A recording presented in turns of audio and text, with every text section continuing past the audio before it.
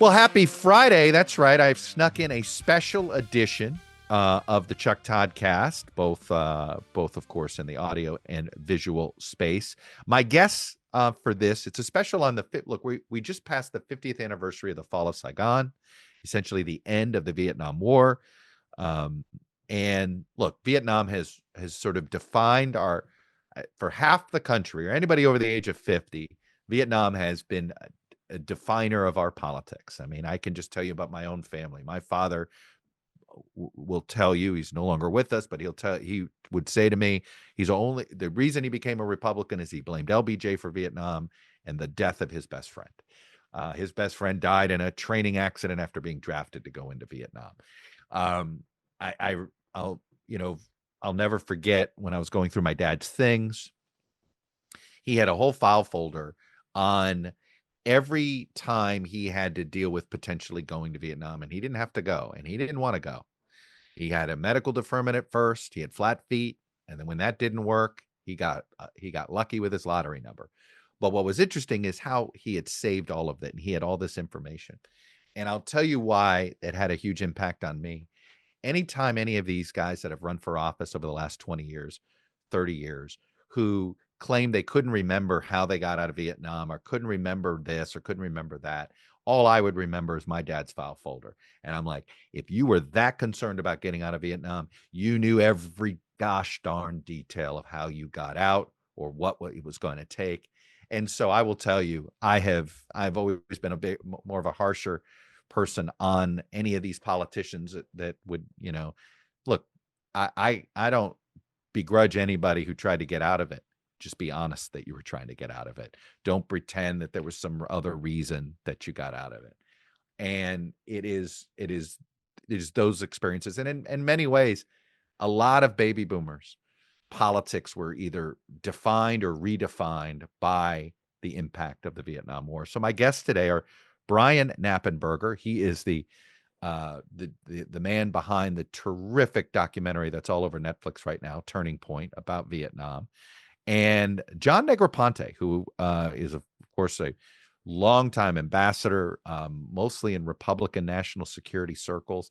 He was in Vietnam from 64 to 68. He was there. And in this interview, you'll hear, I mean, in many ways, he kind of still supports the idea. He doesn't begrudge the idea of being there and still believes there was a righteous cause for going. So it's an important counterbalance in this conversation that you're going to hear. But look, we get into that sort of the whole how in many ways Vietnam is sort of still haunting our politics today. You could argue Vietnam plus the Iraq War coupled together, right, has now impacted multiple generations and sort of impacted multiple presidencies and how they manage national security and how we make these decisions. So look, I think it's no matter what age group you belong to, I think you're going to enjoy this conversation. And if you've seen Turning Point, then you'll really enjoy this conversation as sort of an after action type of conversation. So look, it's a special that I'm dropping because it's kind of standalone. I don't want to get any modern politics, stuck to it here.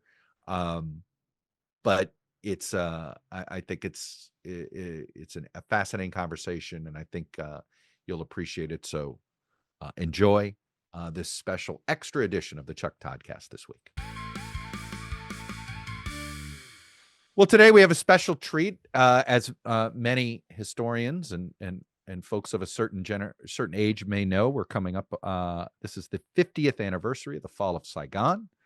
It's hard to believe the Vietnam War is that far in our past for so many Americans. It does not feel like something that is that far in our past. And yet here I am in my 50s, and I was born during the Vietnam War. And I think one of my guests, Brian Knappenberger, was also born during the Vietnam War. We're also joined by a former ambassador to Vietnam for the United States, John Negroponte, who was ambassador, who was in Saigon for 4 years, 64 to 68. So Brian Knappenberger is the documentarian behind a terrific 5-part series about the Vietnam War on Netflix. By the time you're hearing this, I hope you've already been watching at least one, possibly two episodes. They're terrific. And it's an attempt to tackle the war from all sorts of angles, during the moment itself, the cultural impact, the political impact. But I will shut up here a minute. Brian, you describe what you're hoping people get out of Turning Point. And 50 years later, as an historian, where Vietnam was sort of, I always felt like I was culturally and politically brought up in response to the Vietnam War in my household. I'm sure you felt that way too. We didn't experience it. So I'm constantly consuming scholarship on Vietnam to just understand how my dad's brain worked. And he's no longer with us, but he was of that era. I have this distinct memory after he died of finding this file folder. He didn't have to go.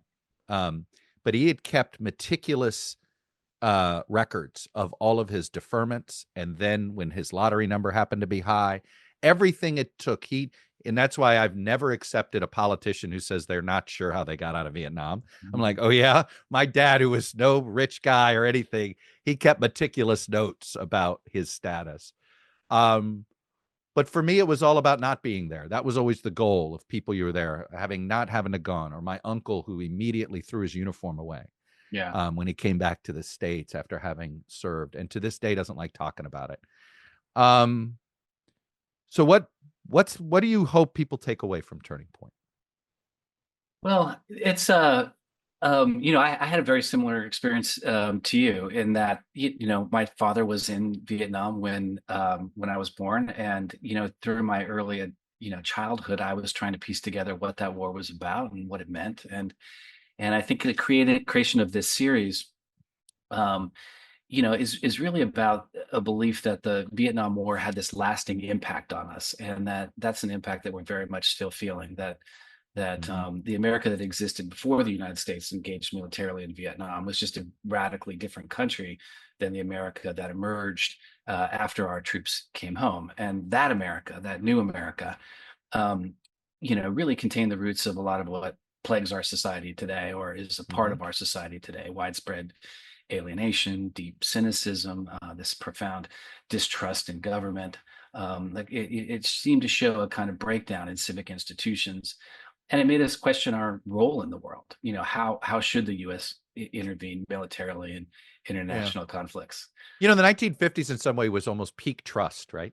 There was like in some ways, at least for certain Americans. I mean, I don't want to sit here and there was African Americans did not have peak trust in the government in the 1950s. I want to acknowledge that, but among white Americans, there was real trust of the government. Eisenhower was a hero. So here was the president that saved the general that saved the world, who was America's president. So that added to the level of trust. And then just a rapid fire series of events, right? The Kennedy assassination, escalation into Vietnam, Watergate. I might add in the decision to pardon the draft dodgers, but I want to get into that a little bit later. And in some ways, you're right. It was sort of the cynicism of today. Its roots are in this decision to go to Vietnam. Yeah, I think so. I mean, I think in your intro, you even mentioned that the war does not feel like it's in our past, and it doesn't. And this is one of the ways. I mean, it haunted both Iraq wars. Yes. Yeah. Right. Like it haunted both Iraq wars, I'd argue. Yeah. In different ways. Yeah. And I think the Nixon example is interesting. I mean, you get into these deep, divisions that it exposes in America, and those lessons of, here's a president found to be backing a break-in at the offices of a political opponent, actively lying to the American people. This imperial president who said things like, if the president does it, then it's not illegal, right? He resigns in disgrace before he's impeached, but you can't help but draw parallels to our current political environment. So what I'm fascinated with this documentary for you is that you've done documentaries where you've lived the experience that you're making the history about, 9/11, arguably even the Cold War, right? This is something that you didn't really live, right? You had to go back and understand it. Yeah. Through what lens do you feel like you made the Vietnam War? this documentary, right? Through what lens do you feel like you used to make this documentary? Yeah, I think it's, I've heard so much about it, and I think it does go back to my father serving there. I Mhm. think, hearing stories slowly over the years. He was clearly somebody who fit into that category of not really wanting to talk about it too much. It would come out in these very sort of kind of just as dramatic sort of ways. He would sort of tell me a story or something, so you're in this, you're almost solving a mystery. What happened? Mhm. Why is there this much pain still, for different people around Vietnam as you start to talk to other people? Why is there so much uncertainty about it? And also, just what happened? What are the events of the war? Right. This is something I don't think most people really know I or don't think we ever understand. talk about the war itself. It's always about the fallout of the war, right? Yeah. It's about what happened to soldiers, those who didn't want to serve versus who were forced to serve.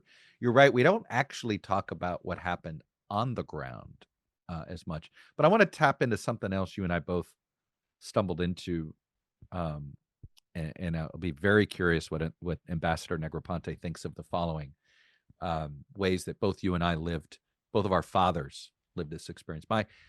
My father's move from the Democratic Party to the Republican Party was anger at LBJ Hmm. over Vietnam. And look, personal events always dictate these things. His best friend, my dad had not the easiest childhood, and I'll just leave it at that. But his best friend, that sort of was his stabilizing force in childhood, got killed in a training, basically on his way to being sent to Nam. He was drafted, and in the training mission died there. And you know, I now realize my dad never got over losing him. So for him, he blamed Johnson, and it was visceral. It was visceral. You said your father had that same feeling towards Nixon, and it's like I run into this. You either are angry at Nixon or you're angry at Johnson. Yeah, absolutely. I mean, this was, and why does the Vietnam War create such a deep, such deep feelings in everybody? It And is because, personalizing it, right? They yeah, personalize it so much. Yeah. I think it's because both, people are losses like your father experienced. Hmm. This hit people personally with Right. people that they knew, friends, brothers, but it was also something that's bigger, right? Who are we as a country? There was something about the Vietnam War that shifted our identity of who we are and how we related to the world, and our presence and our kind of leadership in Hmm. the world. And that's the thing that people have a hard time kind of dealing with and struggle and have tried to answer since then. Some of the questions that came up. So I think it's both things. It's a personal, but it's Yeah. also who are we as a country? Right. Ambassador, you're hearing this, and I know you've gone through this so many times, but I'm fascinated to know what you thought the war, what was going on in 1964 when you were there, what you were leaving when you left in 68, and what you feared you were Okay. leaving when you left. Yeah. First, let me just say just a small correction. Chuck, you said I'd been ambassador to Vietnam. Yeah. I've been an ambassador 5 times, but not to Vietnam. I Not was to too Vietnam. junior then. Yes. I got there when Yes. I got there when I was 24 years old. When I got there in 1964, after studying Vietnamese in Washington for a number of months, um, we had about 20,000 trainers there. No people who were designated as combat troops. Let me back you up a minute. That's You were meant, doing yeah. a quick language school. Where were you working, and what did you think your mission was that you had to take Well, this I was language a course? career Foreign Service officer, and I had Okay. started my career in 1960, the fall of 1960. I'd had an assignment to Hong Kong. I went Hmm. back to Washington, and they soon, because things were hotting up in Vietnam, asked me to take a 44-week, it wasn't so short, 44-week language training course. I went out there to the political section of the U.S. Embassy in Saigon as a so-called provincial reporter. And I did a lot things like what a journalist would do. I was assigned to cover 6 different provinces in South Vietnam. There was 42 of them in all, 6 or 7. I would go out every week. I'd collect information on the economic, political, diplomatic, security, military, etc. situation in the field. Then I'd come back the next week and write up my reports, get my laundry done, and all of that. We didn't have internet and all of that, you know that. And we didn't have very good telephones either. So you had to actually physically come back to the embassy and write up telegrams and so forth. So that's what I came to. The North Vietnamese had not yet started to send regular North Vietnamese army troops into South Vietnam. I got there in May of '64. The first time we detected North Vietnamese troops in South Vietnam as part of their decision to escalate the situation in the South. Their tactics so far had not succeeded in causing South Vietnam to fall into their communist hands. So they decided to send their army, and we captured a couple of their people. We are the South Vietnamese military, actually, in about June of 1964. And so that was the beginning of the establishment of a large North Vietnamese presence in the South, which at the end of the war in '75, there was something like 14 divisions of North Vietnamese troops in South Vietnam. So what starts as a guerrilla war ends up really as a conventional military defeat of Saigon by the North Vietnamese army. So this stuff about it being a guerrilla war, well, it was during a certain phase, but basically the North Vietnamese were committed to throwing whatever they had into it to achieve their ultimate objective, which was the reunification of the country. Did you always? So I was there during that early stage of conflict. Yeah. Did you always view it was the conventional wisdom at the time among those people you reported to, that essentially we were in a proxy war with China or a proxy war with the Soviets here? Or was it not seen as that yet? No, it was seen as part of the Cold War. It was a regional conflict in a Cold War context. And just like in Korea, where there'd been a dividing line between North and South Korea, and we came to South Korea's defense, I think we saw it as a way of dealing with a form of North Vietnamese aggression. It got all bollocksed up in the kind of politics and psychology that the two of you were discussing earlier. But I mean, I think initially we saw it as a fairly straightforward situation. The people I worked for, Henry Cabot Lodge, Ellsworth Bunker, William Westmoreland, the commanding general, they had grown up in the 1920s and 30s. They saw this as sort of like a Munich, like a Hitlerian, they're responding to no appeasement, Hitlerian right? aggression. Don't make that mistake, right? It does, boy, talk That's about right. fighting. That's the old fighting the last war. So this is Correct. getting caught fighting the last war. Well, everybody is always fighting the last war. I mean, that's the way wars go. Right. I think you guys overplay in your discussion the lasting impact of Vietnam, because I think we had what we called the Vietnam syndrome. And for a number of years after that, and I went on to many different jobs. In fact, I was Henry Kissinger's director for Vietnam when he negotiated the peace agreement.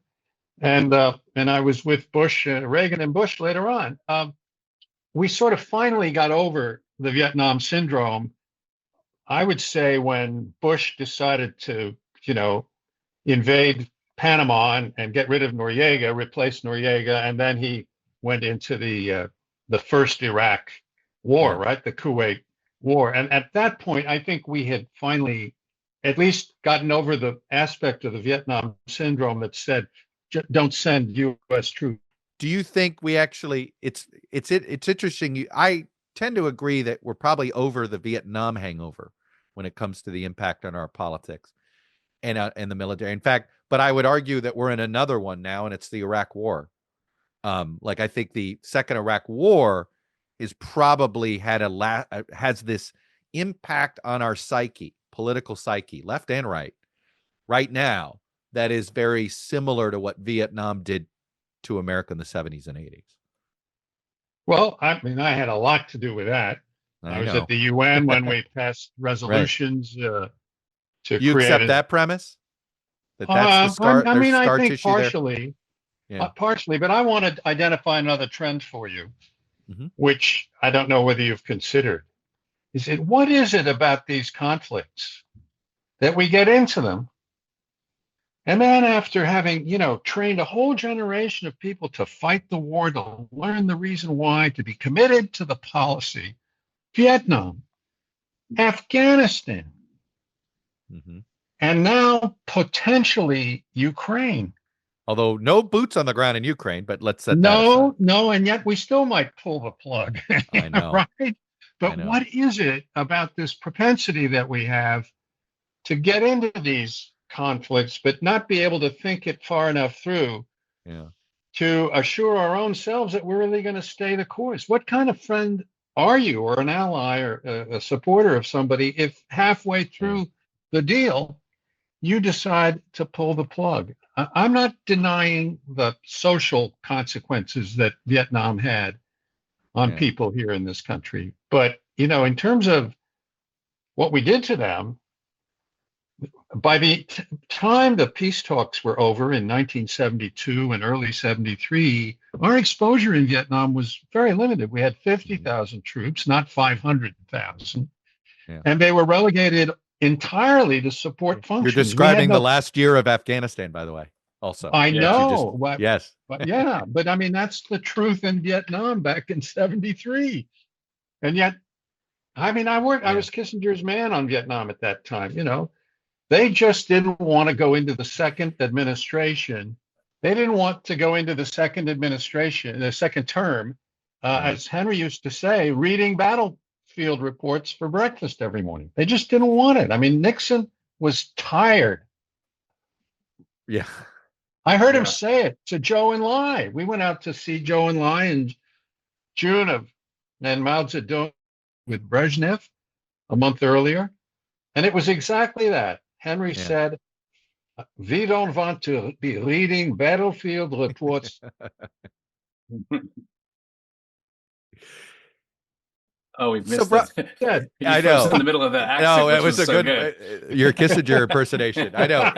It's well, mandatory. I had to listen to him so much. Right. If you work for Henry, my favorite. Have to return to that impression. My favorite nugget about Henry's impersonation, about Henry's accent, is that his brother didn't have one. Correct, and he was older. Yeah. Yes. Yeah. It was intentional. Arnold, by the way, somebody told me Arnold Schwarzenegger can turn it on and off too. Anytime he wants. Yeah. That he's been.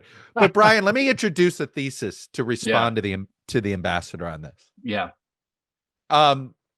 It's called daily press coverage, daily news coverage. Something Korea was more controlled. World War II, even more controlled, right? The first war that had that had sort of lost control of the media narrative was Vietnam.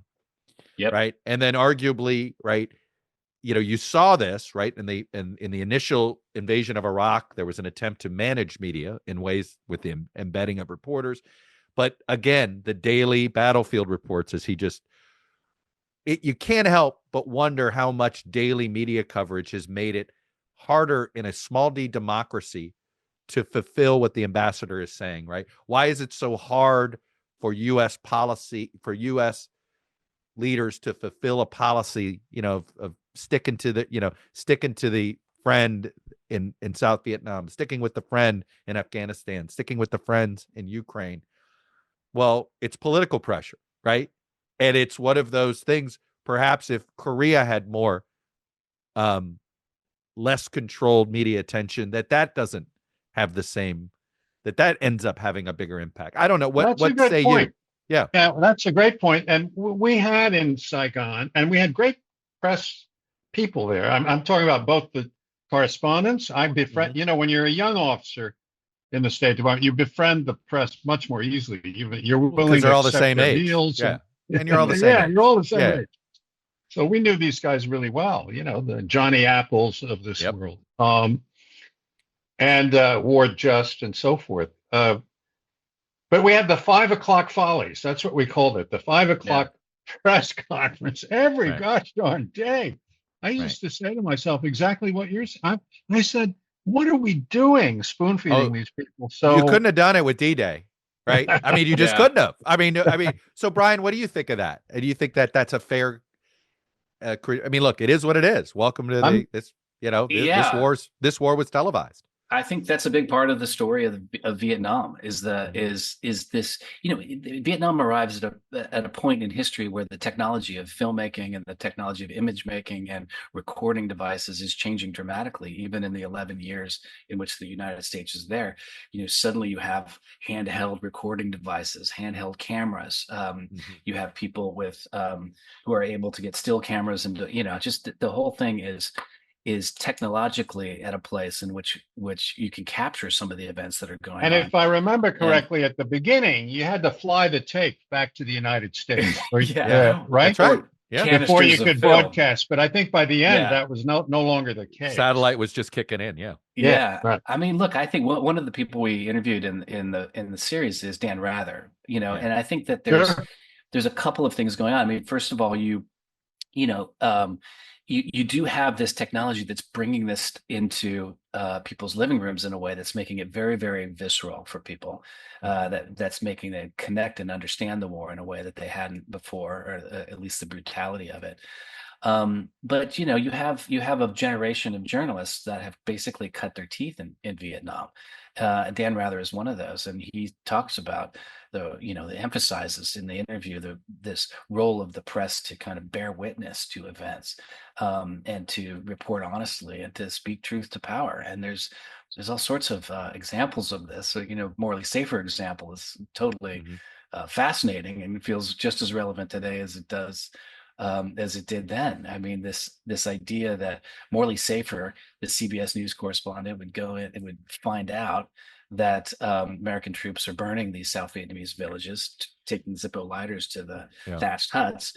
Tom, I think that the trouble is when you catch one of those incidents or whatever, it sort of mushrooms into being the whole story, and it's not the whole story. I promise you. I hear you, Ambassador, but that's the problem, right? And this is where the one symbolic, you may have one rogue platoon, but if it got caught on camera, especially if it's well documented, absolutely. So what are you doing in Iraq? You're embedding these people in the units. It's like having a body camera on you while you're in combat, right? And they see everything you do. Well, I'm a believer that transparency is better at the end of the day, but I understand that it could become a problem when you're trying to manage a media narrative. Yeah, and when you're trying to here's the issue, trying to put incident X into the context or perspective of the entire conflict. And, then you get into fairly subjective judgments. I agree. But, you still have to make the judgment as to whether or not it's the right thing for us to be in that conflict. All right, let me ask you this, Ambassador. We lost the Vietnam War, but won the Cold War. What does that tell us about whether Vietnam was worth it? Well, maybe it tells you that these regional conflicts were not as important as we thought they were. You could make that argument, I guess. In other words, it may not have had much to do with the downfall of the Soviet Union. On the other hand, Afghanistan did have something to do with the fall of the Soviet Union, because the Soviets were sick and tired of their occupation of Afghanistan, and they came to us in the late 1980s. I was on the National Security Council with Colin Powell, and they came to us and said, we want to discuss withdrawal from Afghanistan. And I, being a hardcore Cold Warrior at the time, said, Colin, don't believe him. That's a trick. It's a trick.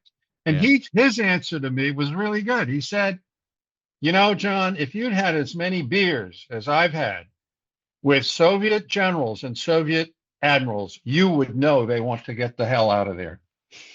That's interesting. Brian, how do you rectify that question, right? Which is, we win the Cold War, but we lost Vietnam. Therefore, was Vietnam worth it or not? Which has always been a tough question to deal with Vietnam. Well, I mean, I'm sorry we lost Vietnam, frankly. And, I'm not in the school that thinks it was a travesty, nor do I think it was a great Right. human rights situation, and because I knew all those government officials who ran South So why Vietnam did we down to lose? the village and province level. I knew them all because of my experience as a provincial reporter. So what's your assessment of why we lost?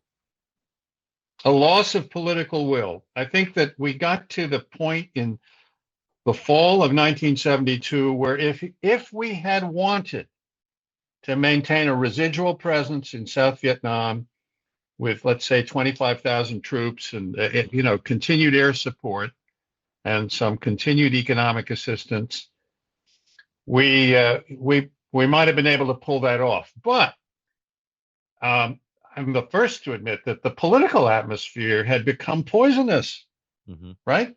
I mean, it just became too hard. We'd spent our political capital with many of the American people, and certainly with the Congress. Well, you have a population struggling with why we're even in Vietnam in the first place. Well, what is the goal? And I think in the very early days of Vietnam, back to the Cold War, I mean, obviously the discussion is so rooted in this Cold War thinking that this stark idea that there's good and bad, that the nations of the world had to pick sides. Pick a team. Yeah. And well, not only that, but that also that if Vietnam fell, there was the danger that then the Vietnamese might go on to other parts of Southeast Asia, which they in fact did not do. Right. But, so when you sort of think about this, I mean, but after 11 years of this war and this doubts on the part of the American public of whether this was even a real concern or not, and certainly, as we know now, going through the series, you listen to these we listen to hundreds and hundreds of hours of these White House recordings from all three the only three presidents to really record themselves after Nixon. They decided that's not such a good idea. But hey, listen to these tapes. I have to tell you, wait, just a quick aside. Yeah. There's a great alternative history show. It's on Apple about going to Mars and the space race and this alternative history that has America losing the race to the moon. The Soviets win the race to the moon. How would America react? All this stuff.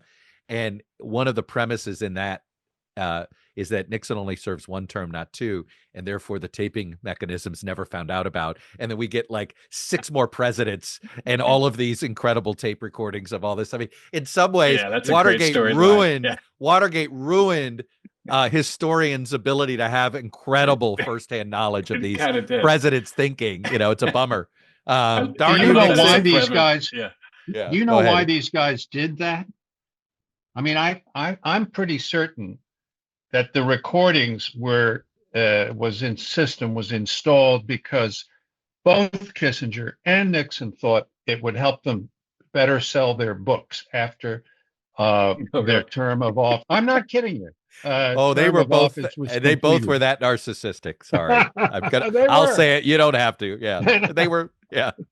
I mean, people in the series make the case that they just sort of forgot after. But they just sort of let it roll. They couldn't be bothered. I mean, I think turning it on and off. Luke Nichter, who you've probably read, he did the book on the Nixon tapes, which is an excellent book, and it's a very revealing set of conversations that the two of them had. I guess this is my what I was saying is that when you listen to those recordings over those 3 presidents, you understand in a very candid way how they felt about the war, and you can so easily compare that to what's being said, in public about the war. And that major disconnect, which people started to understand late in the war, is one of those. It's one of those core changes in the way we see what our government is doing and what they're doing. Brian, and I completely agree. Look at the boomers today. I always sit there and say, look at the generation, look at baby boomers today, right? What is their coming of age moment, right? It is Vietnam, it's the 60s and all of this. And the more scholarship there is, the more they found out their government didn't tell them the full truth about, okay, clearly the CIA was doing something with Oswald. Why won't you tell us the full story, right? You go through all these things. And guess what? It's the boomers that are the ones questioning government and shaking things up in some ways.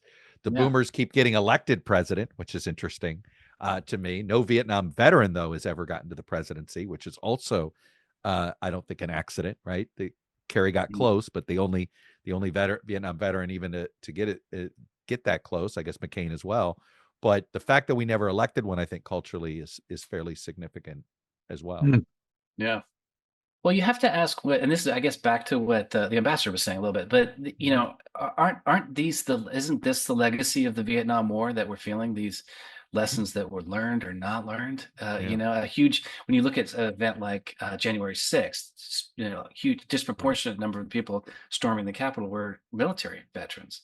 You know, it's a high percentage of people. So, and I was struck, you know, from Iraq and Afghanistan, but also from Vietnam, and I was struck that there's, you know, some people were flying the now defunct flag of South Vietnam on January 6th as people stormed the Capitol.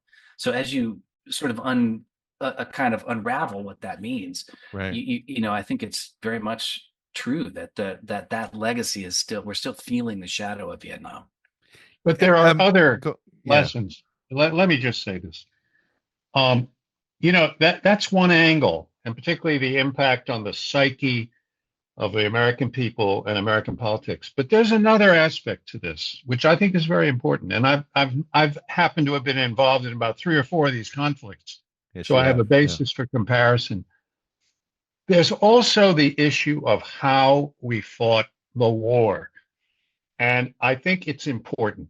First of all, the draft was very unjust, and you got to acknowledge that contributed to a lot of bitterness about the way the war was managed. Because if you had access to get out, you got out.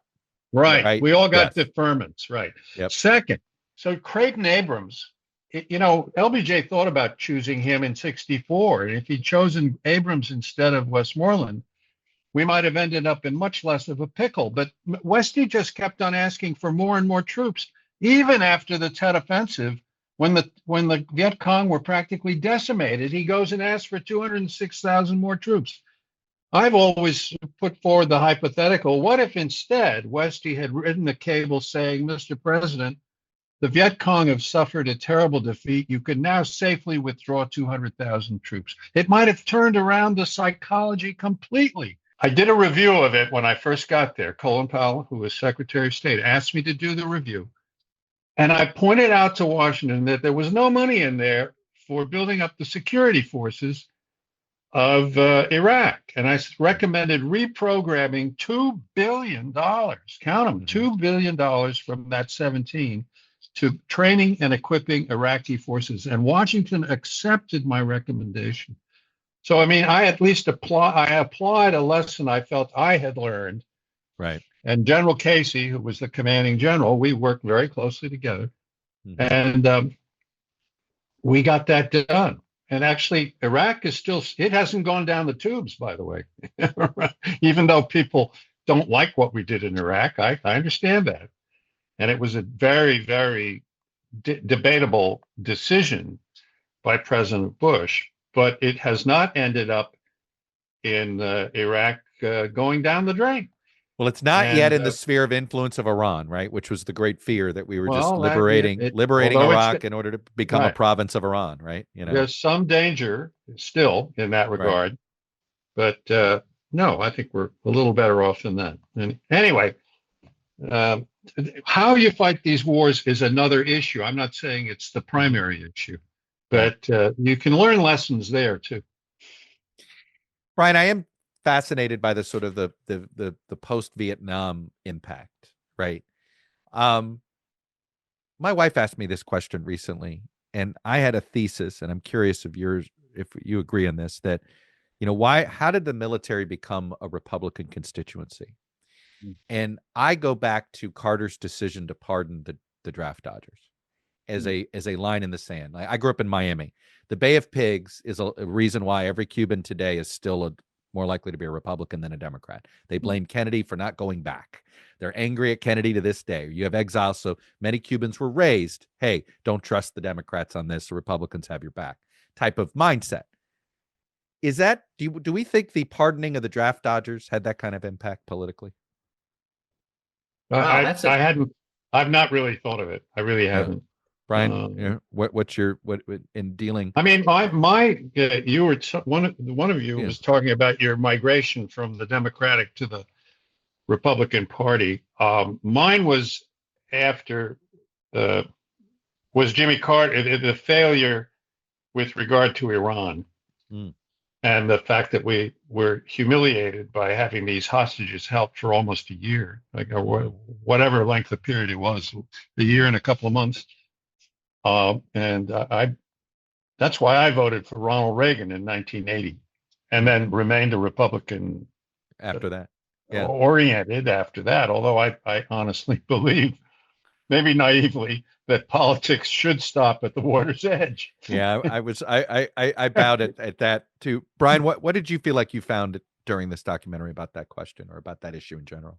Well, it's not something that it makes sense. I think it's not something that I heard a lot of people talking about, or I I think just that know there's still older military veterans who still look at draft dodgers with skepticism. It's why it was such a big Yeah. deal with Bill Clinton. Honestly, I think it was a bigger deal for Bill Clinton because he was a Democrat, and it was less of a deal for Bush and Cheney because they were Republicans. Yeah. And Dan Quayle. Yeah. And Quayle, but it was less of an issue on the right than it was on the left because of that, I think. But that's just Yeah. the thesis. Yeah, I think that there's veterans when they came back. It was a very, very difficult time, and obviously a lot has been. There's a lot of work has been done trying to understand the experience of veterans when they came back from Vietnam. Even my dad said that he experienced this sort of baby killer thing where people were kind of who were maybe rightly or had legitimate concerns about whether or not we should be in Vietnam may have been protesting it, but also took out a lot of that anger on people that were that either enlisted or were drafted, and these are people that we asked as a country to go to war. I'll tell you, you want to talk about us. something. You want to talk about something that I think culturally Americans have learned is, don't hold the infantrymen responsible for policy decisions. And to this day, look at every Nats game I go to, we wave the hats for the troops, right? Because I think we all realize that to go back to what the ambassador said, that should stop at the water's edge, right? Can't blame those that either enlisted for a variety of reasons or were drafted back then. Yeah. You can't hold them responsible for policy choices. Can I mention one other issue, because it shocked me when I learned about it. I left Vietnam. As I mentioned, I was there 3.5 years, and I ended up eventually going to Henry Kissinger's National Security Council staff. And one time, I think in 1971 or so, I went with General Haig, who was Kissinger's deputy at the time, to Vietnam. And I visited one of our hospitals, field hospitals, and the doctor sat me down and told me about the levels of drug addiction of our troops, and that some people were using so many vials of heroin a day. And I mean, it was a horror scene. And that I don't think had been the case at the beginning of our involvement, but somehow drugs got into this whole picture. And I think that happened to the Russians in Afghanistan as well. And it's one way to numb the pain. I mean, I hate to put it in those terms, but it's how they probably numb the pain. It was a big issue. It was a big issue. And you remember the Army finally cleaned it up, but by cracking down very hard, but only after we got out of Vietnam. Yeah. You get a lot of this when you talk to Vietnam veterans today. Obviously, they did this sense that they're, that the Vietnam mission felt very murky to them. They didn't quite understand why they were there. They were losing friends, and that so many of them kind of turned to, marijuana. Heroin was obviously very plentiful. Many people came back with these addictions, and so we talked to a few men who went through that when they came back. So that combined with the sort of anger that some of them felt directed at them for the war, and a lack of a kind of celebration of their service when they came back, really caused a lot of problems for people. And of course, as we know this is where the studying of this eventually, through lots of great work by a lot of great people, that led to the diagnosis of PTSD and post. That's what comes out of the Vietnam War. Trying to understand a lot of this. How do you explain that this happened to the Vietnam vets, but less so to the other ones who came back, like the ones who came back from Iraq? I puzzle over that. Are you sure we didn't have these issues? I just think we're more aware. No? Well, no, we have them, but we treat them more respectfully.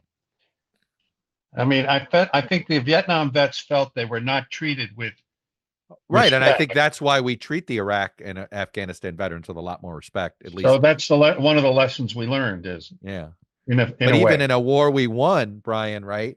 There were plenty of World War II veterans that did come back with these same issues, but in some ways that got less attention. Part of that is just generational, right? Men didn't talk about those things. A little bit of that, but some of it also had to do with we just didn't. Because we won, we didn't look backwards as much. Yeah, maybe. I think that's maybe true. Yeah. Well, then we don't do drugs very well anyway, right? We don't do we don't deal with the addiction issues in our society very well. Is that a fair statement? It's true. We don't know because I think we know dealing with it as a crime is a bad idea. We kind of have figured that out, sort of. And then we still end up dealing with it like a law enforcement issue. And ultimately, it clearly is a mental health challenge, but we still don't know how to do mental health. We don't. No, but not well enough. Brian, take me through more of the five, how much of this is about the war itself and the policy debates during the war? How much is it about the cultural impact down the line? How would you say you split your time on that? Well, we tried to do both of those things justice. We did focus quite a bit on presidents and decisions of administrations and how those ripple effects affected real people on the ground. But I think we also tried to get just a range of voices in this as well. So some often the events of this war are told from the American perspective only. So. Right. In Vietnam, this was a civil war as much as anything else, and so. The understanding of these events can't be separated from the fact that there are these two different parts of the country with very different visions for what their future might look like.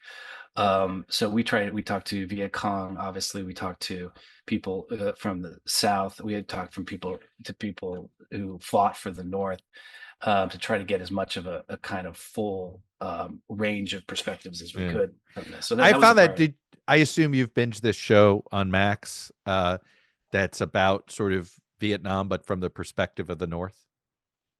Yeah, actually, somewhat of a satire. It was an interesting. I can't remember the name of it. Oh, The Sympathizer. You're talking about the Sympathizer. Yes. I find that totally.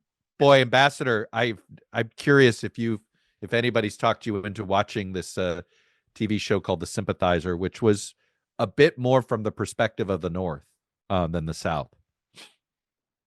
No, I've not seen it, but I just made a note of it. Yeah, it's sort of dark satire. It's serious, but there's some satire to it.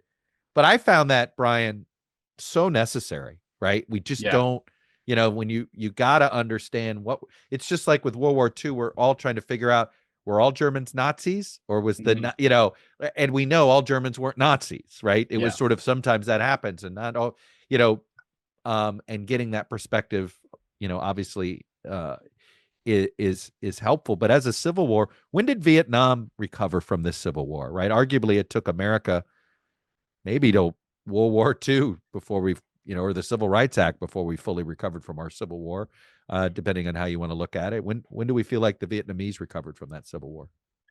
Wow, that's a great question. I think obviously the Vietnam War itself opened up wounds in Cambodia and other things that took very long time in order to play out. And lots of people, over the years after the fall of Saigon, still tried to escape and tried to leave Vietnam. So, and tried to, people that felt persecuted, people that were in re-education camps. This war lasted a very long time for those people. And of course, a lot of people from the South became refugees in the United States, and the war. I mean, if you talk to them, a lot of them are in the series. A lot. If you talk to them, it's still very, very raw for them as well. So, it's a tough question to answer. I think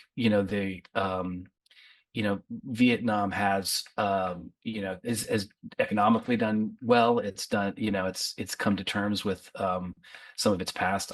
In a lot of ways, I think, there's been some kind of shifts recently with Trump and tariffs and all of that, but it's been a very, very close trading partner. They've worked very closely with the United States to look for remains of soldiers that were missing over the years, and so that relationship has improved significantly. But in the hearts of people, especially people who were left their homeland and would, this war is still very much kind of raw for them still. And many of them left twice. Because they left North Vietnam after the Geneva Agreements of 1954. There was a transfer of 1 million people to the South. And then many of those same people then, or their descendants, came to the United States. But I'll give John McCain and others great credit for, despite having fought the war and despite having been, and actually there were a couple of the prisoners of war, McCain and the fellow also who was the first ambassador to Vietnam, to the reunified Vietnam, they wanted to reopen they didn't want to keep the grudge forever. And I think they're right. When a war is over, it's over. You got to try to rebuild a relationship of some kind. And I think we've done a pretty good job of that with today's Vietnam, even though we don't agree with it. All of their politics, right? I mean, I think it's, and I think John McCain and others who advocated for the relationship deserve our gratitude for having done that. Because, we could have kept the grudge for even longer, and that would not have been good. Brian, what do you make of the fact that we have 1, 2, 3, 4.